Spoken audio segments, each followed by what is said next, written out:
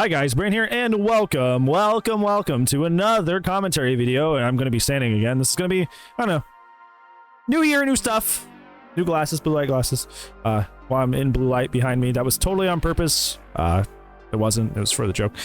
Anyways, welcome to today's commentary video. Today I want to talk about something that we were bringing up on stream lately that I think was particularly interesting when it came to Dead by Daylight and the way people react specifically to lower tier killers and kind of like this weird entitlement that kind of goes along with them. And I want to break something to you that I think is fairly common in other games in terms of attitude that is not really carried over in the DVD space that I find kind of interesting. So let's go ahead and talk about it. First off, before we get too ahead of ourselves, if you want this like fancy schmancy shirt with our little demon guy on it and the Mr. Headache on it, as well as a lot of other cool designs like a xenomorph tail skull design that's really wonderful that comes in a beanie hoodie, bunch of other stuff, you can go to Fourth Wall. The link is down in the description below. I'll put that on the screen right now as well. If you want Mr. Headache merch, there you go. That's the place you go for that. People have been asking for a merch store for a very, very long time.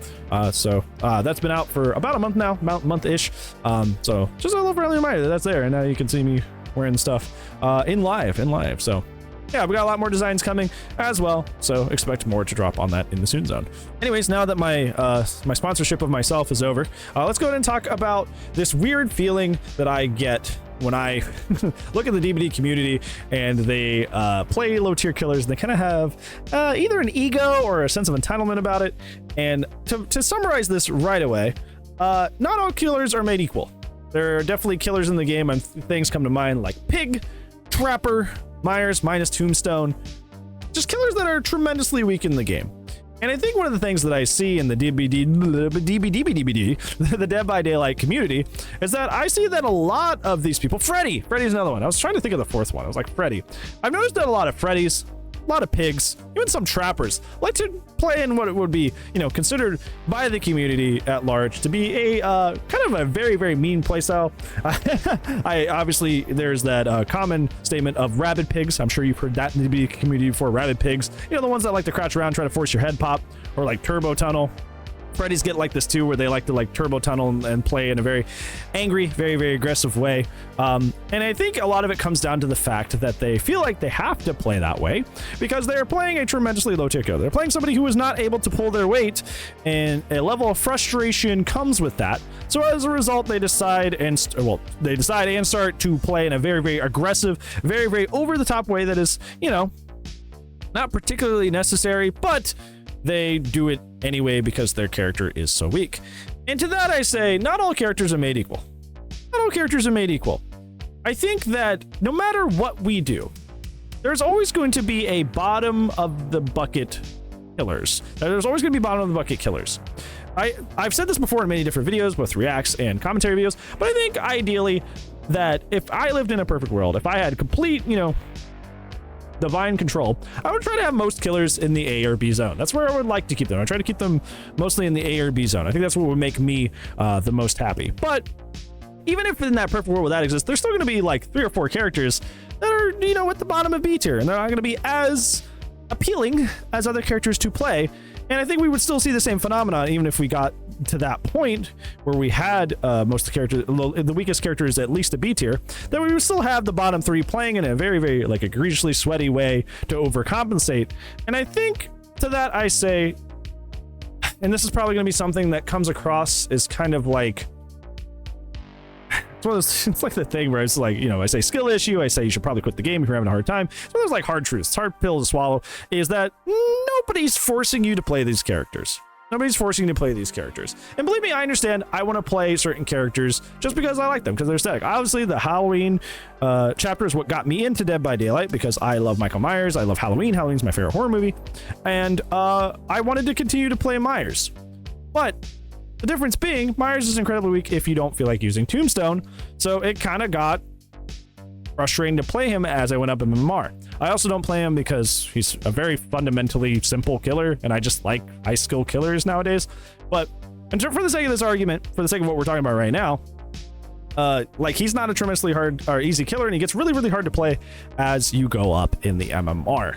And I think the difference comes down, the line comes down to the fact that if you don't care about winning, play whoever you want. If you don't care about winning, play Pig. If you don't care about winning, play Trapper. If you don't care about winning, play Myers. If winning is not something that means a lot to you, or at least winning consistently, I would say that. Like, winning consistently. If winning consistently is not something that is vastly important to you, play these characters. Play these characters till the cows come home. That is your provocative. However, if you're one of those people that you want to have a positive win rate, you want to win most of your matches, I think you have to take it upon yourself and look at yourself responsibly and say, hey, if I want to win consistently, maybe these aren't the characters for me.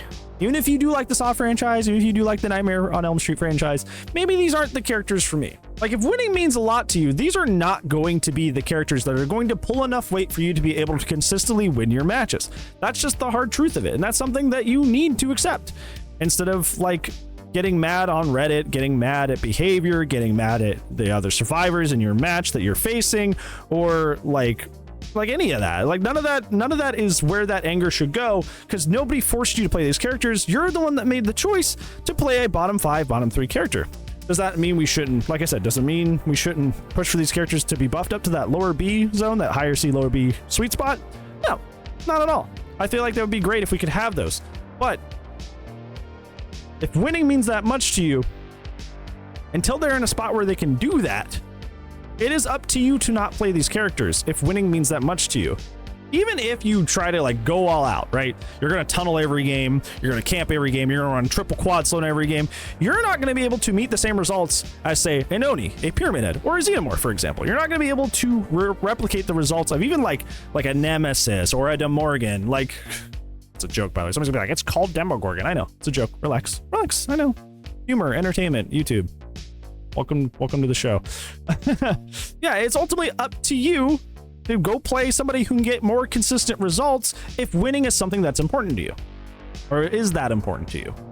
And I don't get why people do this. I don't get why people choose to intentionally, people who care so much about winning, decide to play super lower tier characters. I think the only thing that really comes to mind for me when it comes to this is that there's kind of like an ego aspect to this. Is like, hey, if I can win, like, if I can try to win like 89% of my games with Myers only, with Trapper only, with Pig only, then I look even cooler, right? Like, if these characters I know for sure are bottom 3, bottom 5 in the game, I'm going to look even cooler if I win most of my matches. But once again, come back around full swing to what I was saying, it's not realistic.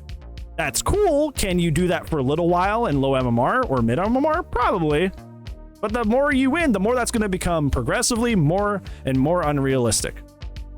You're going to continually run into teams that are either good or are just running enough busted perks and add-ons that together in a combo that you're going to have a hard time. You're going to wish you could just circumvent the loop with somebody like Xenomorph or Huntress or Pyramid Head or something like that.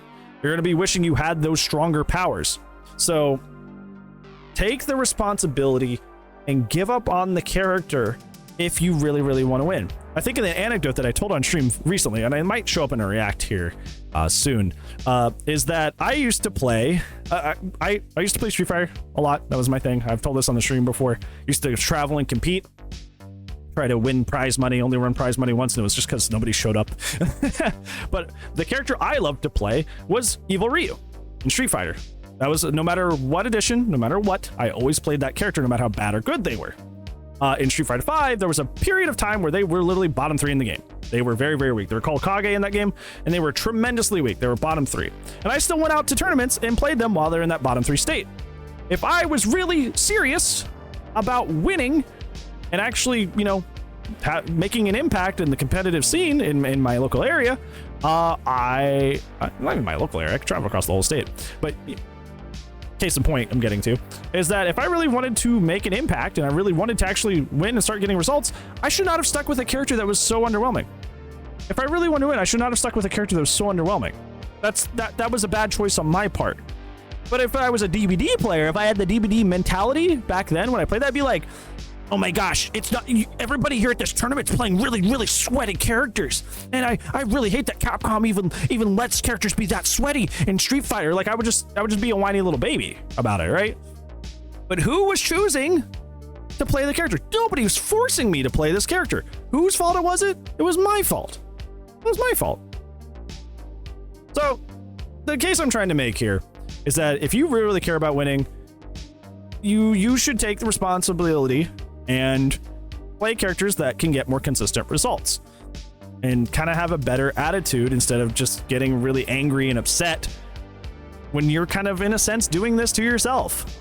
Yeah, what do you guys think? Have you seen this behavior out here? No pun intended. Have you seen this behavior out here in the DBD community, and what do you feel about it when people get an ego about playing low tiers? Let me know down in the comments below. That's going to be it for today's video. Thank you so much for watching, but I do upload daily, so I will see you tomorrow. But if I do not, I will see you when I see you. Goodbye.